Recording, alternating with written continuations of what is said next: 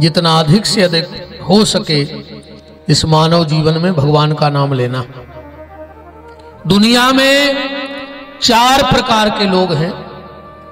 दुनिया में 4 प्रकार के लोग हैं। अब निर्णय आपको करना है कि उन 4 में से आप कौन सी कैटेगरी में आते हो। दुनिया में 4 प्रकार के लोग हैं, हम चारों आपको बता रहे हैं। अब निर्णय आप कर लेना कि आप किस जगह बैठे हो, आपका नंबर कौन सा है, पहला, दूसरा, तीसरा, चौथा। दुनिया में एक प्रकार के लोग ऐसे हैं, उनका मानना है कि मेरा तो मेरा और तेरा भी मेरा, एक किस्म के लोग। अब निर्णय आपको करना है कि आप कौन हो। दुनिया में एक प्रकार के लोग हैं कि मेरा सो मेरा और तेरा भी मेरा। दूसरे किस्म के जो लोग हैं उनका मानना है कि मेरा सो मेरा और तेरा सो तेरा। तीसरे किस्म के जो दुनिया में लोग हैं उनका मानना है कि तेरा सो तेरा और मेरा भी तेरा। ठीक। अब निर्णय आप करना कि आप कौन सी कैटेगरी में आते हो। पहले लोग वो हैं कि मेरा सो मेरा तेरा भी मेरा। दूसरे वो हैं कि मेरा मेरा तेरा तेरा। और तीसरे वो हैं कि तेरा तो तेरा मेरा भी तेरा।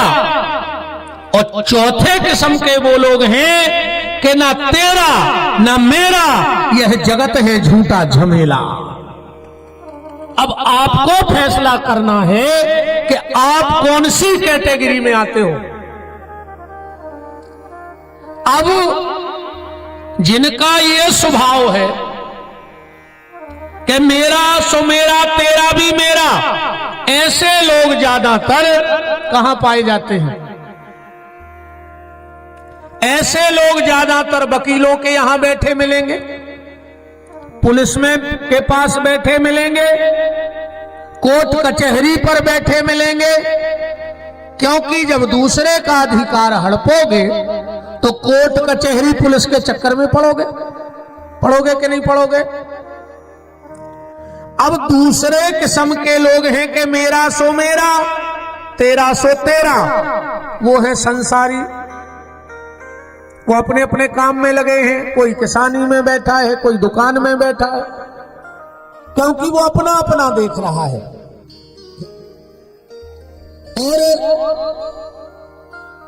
जिनका ऐसा भाव है कि तुम्हारा सो तुम्हारा और हमारा भी तुम्हारा, वो है साधु, वो है संत। वो कहीं गुफाओं में बैठ के भजन कर रहे हैं। और जिनका ये भाव है कि न तेरा न मेरा, वो है परमहंस, जो जीते जी मुक्त हो चुके हैं संसार से। संसार में रहकर भी संसार से अलग है।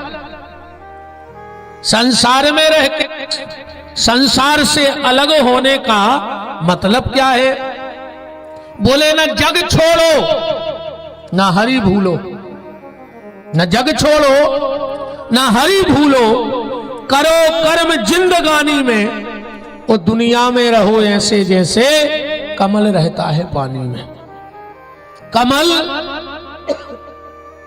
कीचड़ में उगता है, उसी में रहता है। कमल कीचड़ में है पर कीचड़ से अलग है। इसी तरह परमहंस संसार में है पर संसार से अलग है। और उसके लिए क्या करना पड़ेगा। अब एक अच्छा, अभी आपने बात कही थी गौरोचन की, गौधूली की। गौधूली का वो प्रभाव है कि कंस के पास जितने थे वो क्रूर ही क्रूर थे। कंस के पास एक भी आदमी अच्छा नहीं था। जितने थे सब क्रूर ही क्रूर थे। कंस ने एक क्रूर को भगवान को लेने भेजा, और वो क्रूर शाम के वक्त वृंदावन पहुंचा। टाइम कौन सा था? गोधूली का। आगे आगे गैया और पीछे पीछे क्रूर, और जब गाय के चरणों की रज उस पे पड़ी तो कृष्ण तक पहुंचते पहुंचते बन गया अक्रूर। गया तो क्रूर ही था, गया तो क्रूर ही था, पर जब गौ माता के चरणों की धूली उस पे पड़ी तो वो क्रूर ना रहा, अक्रूर हो गया। और इसका सीधा अर्थ, भगवान को अगर जीवन में बुलाना है, कंस ने कितने प्रयास किए मथुरा जाए भगवान, पर उसने पहले क्रूर ही क्रूर भेजे। कंस समझ गया कि क्रूर से भगवान मिलने वाले नहीं है। क्रूर माने बुरा मन और अक्रूर माने अच्छा मन। अच्छे मन से जब भगवान को बुलाओगे तो भगवान तुम्हारे पास अपने आप चले आएंगे। और ये मन जो क्रूर है वो गौ माता की कृपा से ही अक्रूर बनेगा। गौ माता की कृपा से अक्रूर बनेगा। अब एक गैया का प्रमाण और देखो, एक गैया का प्रमाण देखो।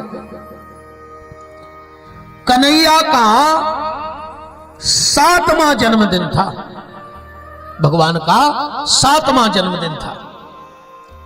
एक दिन पहले नंद बाबा ने यशोदा को बुलाया, अब बुलाकर कहा, सुनो नंद रानी, कल कन्हैया का जन्मदिन है और कन्हैया हर जन्मदिन पे रोता है। कल कुछ ऐसी व्यवस्था करो कि कन्हैया की आंख में आंसू न आवे। अब वो जिम्मेदारी तेरी है। यशोदा जी ने कहा, बाबा निश्चिंत रहो। और पलटा दीवार, आज तक दिक्कत है गले में खांसी।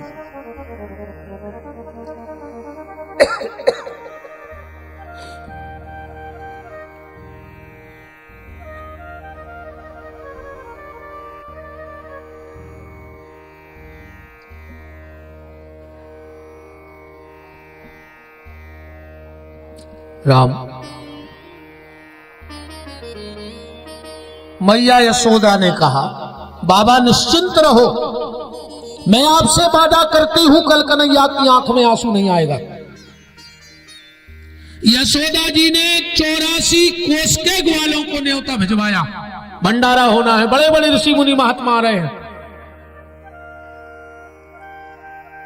तैयारी होने लगी, भोजन बनने लगे, मेहमान आने लगे। और भगवान के जो मित्र थे उन्होंने सुबह बैठक करी। श्री दामा, मनसुखा, नंदा, भद्रा, मधुमंगल, श्री मंगल। श्री दामा ने कहा, क्यों आज अपने कन्हैया का जन्मदिन है? बोले हां।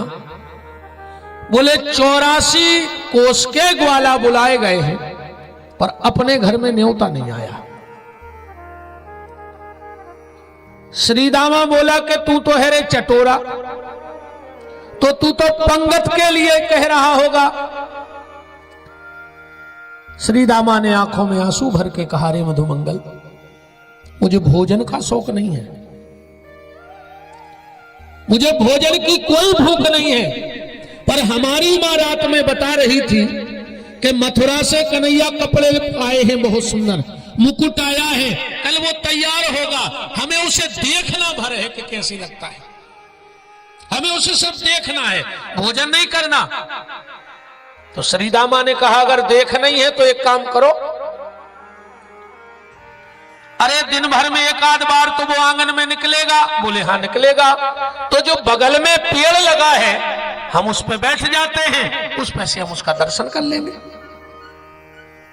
नंदा ने कहा, पर बुलाया क्यों नहीं?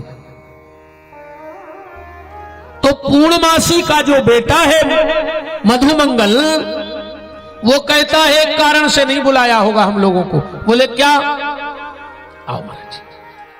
ब्राज राम देवता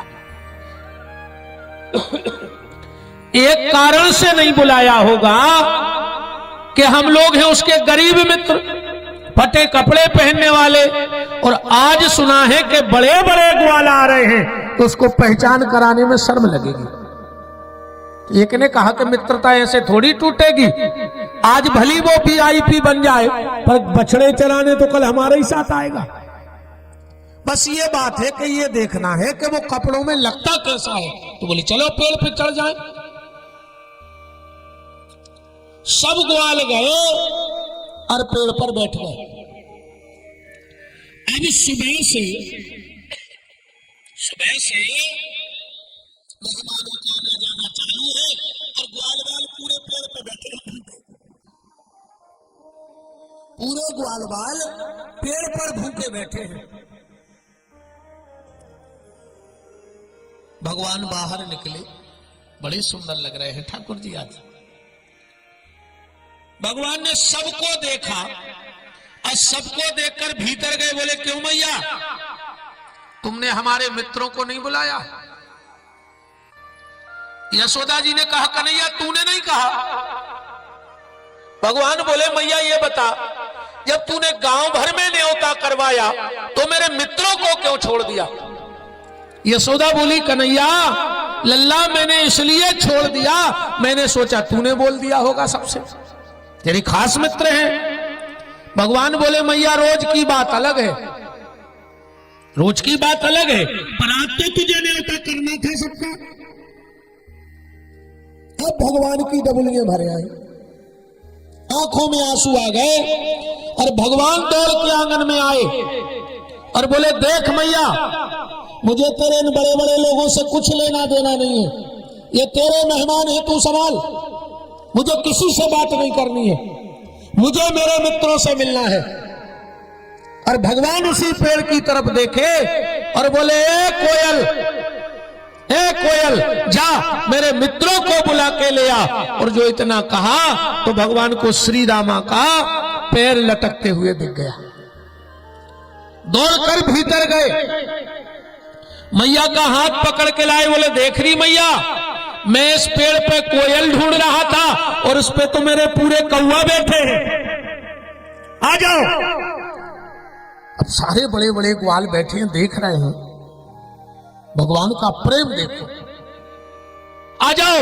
और जो इतना कहा भगवान के मित्र ये भूल गए कि हम पेड़ पर बैठे, डाल पर खड़े हुए और दौड़ लगा दी। उन्होंने सोचा हम तो जमी नहीं है। आंगन में गिरे, किसी के पैर में चोट है, किसी के हाथ में चोट है, पर आज सारे ग्वाल देह भाव से ऊपर है, आज देह भाव से ऊपर है। कौन से भाव में? बोले भगवान के नेह के भाव में चले गए। और जब यह जीव भगवान के नेह भाव में चला जाता है तो देह भाव खत्म हो जाता है। इसका जीता जागता उदाहरण हमारे हजारों नागा साधु, न जिनको गर्मी लगे, न जिनको ठंड लगे, न जिनको भूख लगे, न जिनको प्यास लगे, कहां गए वो? बोले अब वो देह भाव में नहीं है, उनकी आत्मा तो परमात्मा में रमण कर रही है, शरीर तो खाली अब यहां पड़ा है, उनकी कोई चिंता नहीं उसको। भगवान के सारे मित्र सामने खड़े हैं, सब मित्र सामने खड़े,